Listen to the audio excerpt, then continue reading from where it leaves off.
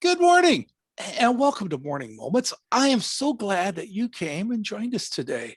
Today I have another actor. He usually I have him from all over the United States, but here's somebody just down the road from us in Virginia Beach, and actually he goes to the same church I do. I am proud and privileged to bring Dexter Jordan to Morning Moments, an actor. Welcome, Dexter. Andy, thank you so much, man. I really appreciate this opportunity to be with you. Uh, I got to know Dexter from church, and it's kind of funny. I was dressed up as Santa Claus when I really got to know Dexter. I was doing a little skit for church and doing some recording, and here I am, Santa Claus, standing there talking to him about. I says, "Oh, really? You're an actor? Let's have you come on to Morning Moments." Dexter, let me ask you, what do you do and why do you do it? Well, Andy, my occupation is IT. I've been in IT over 30 years. And I do it like most people in America to pay their bills. My heart has been in acting. Growing up in New York and Brooklyn, New York, we didn't think that, acting was obtainable. That was not something that you thought of as a kid. It was a dream, so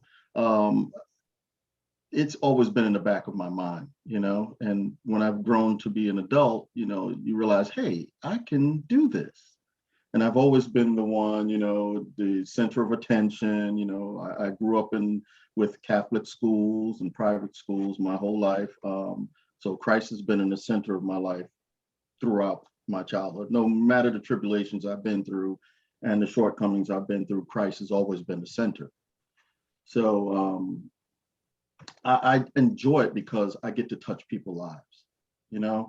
There's people are all from all walks of lives. They're angry, they're happy, they're sad, so many emotions in society.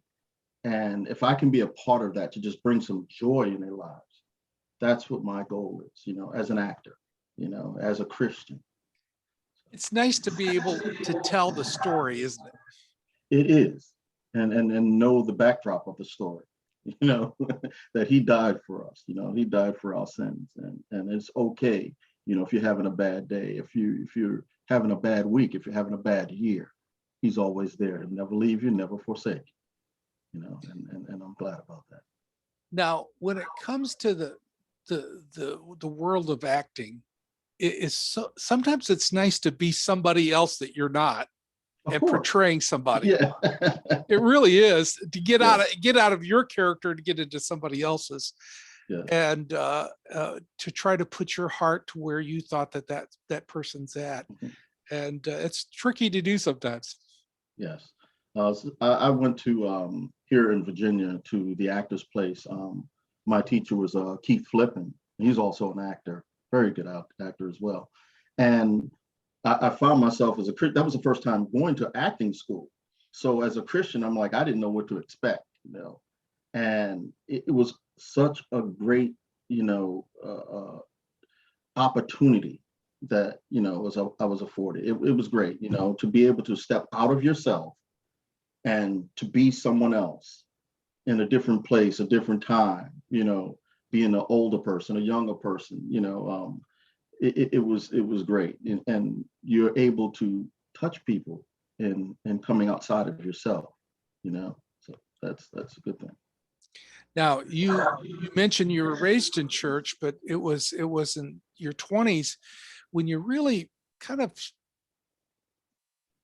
put a solid factor about serving Mhm. Christ in your Mhm. 20s when you realized that Mhm. there was a additional step that you just needed to Yes. do.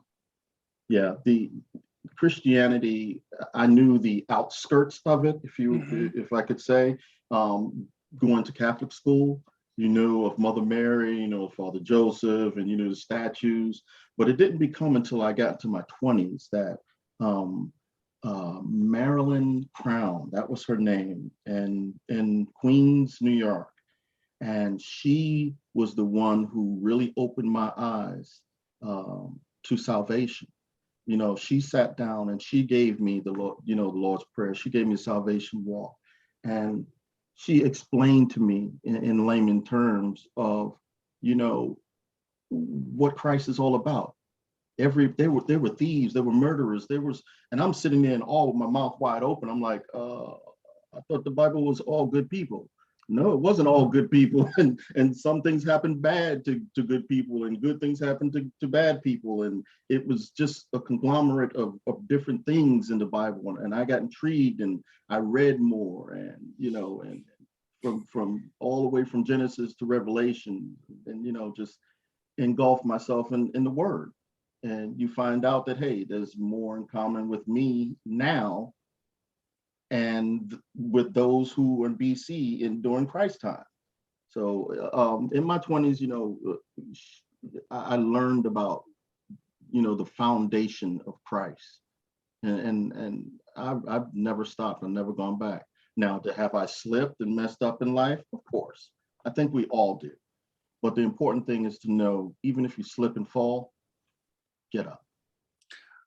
Well, what would you tell people who's listening to this? And I know you grew up in Queens, In Brooklyn. Brooklyn. Excuse me, I Yeah, didn't mean to insult you there. That was a big insult. No. I know. Geographically, it's a little different. Boy, you get the wrong boroughs, and yeah, I mean that's fighting words.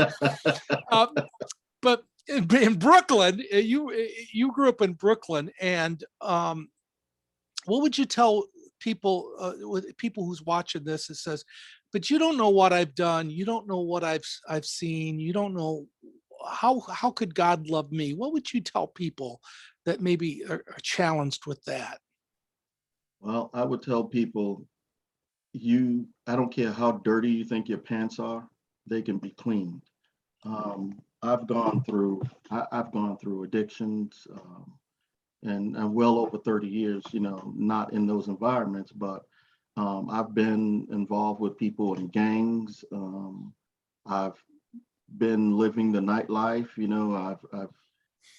and no matter how much you hunger for all that stuff, I kept being pulled back to Christ.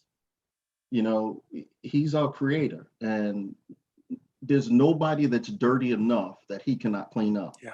And people have this misconception, and I also had this misconception that I was so dirty that he would not want me. Right. And people don't realize that no matter how dirty you are, just come as you are. Yeah. And you don't have to stop smoking cigarettes if you smoke. You don't have to stop drinking if you drink, because guess what? Eventually, all that stuff will just fall away. And it did for me. I was a smoker for 30 years. I'm 58 now, and at 43, my son, he's passed away now, but he said to me, he was 5 years old, and he said to me, "Dad, you know what I want for Christmas?" And I'll never forget this. And he said, "Dad, I want you to quit smoking." Oh my gosh, from a 5-year-old, that just threw me for a loop, and I haven't smoked a cigarette since. I've often said that God loves us just the way you are, but he also loves us enough to not allow you to stay that way. So exactly, he will accept you. You don't have to clean up to come to God. No. When you come to him and you know the nature of God and know that he loves you, then you will want your life to be different. And that's where it comes from, the inside There's out. a hunger. The inside out to be changed. And God changes us not from the outside in, but from the inside out. Correct. Yeah.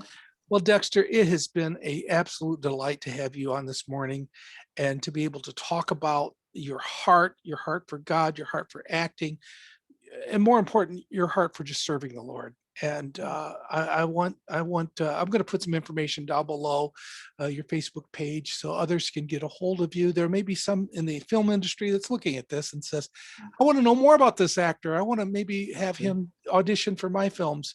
And I'm going to put that information down below. Keep an eye open for Dexter, what God has for him. And also what I want you to do, and I always ask my audience to do this, when you think of Dexter Jordan, and be praying for him. God has a purpose, a plan in mind for him. He's got he's got him, Dexter, in the palm of his hands. He knows what's going to happen, and God's not done yet writing his story. And he Amen. holds the pen and he's writing his story. And so Amen. I want everybody to be praying for Dexter. Thank you so much for taking the time No, to I'm join me. really grateful. All right, good. And thank you for joining me for Morning Moments. Please pass this interview on and keep coming back for some more Morning Moments.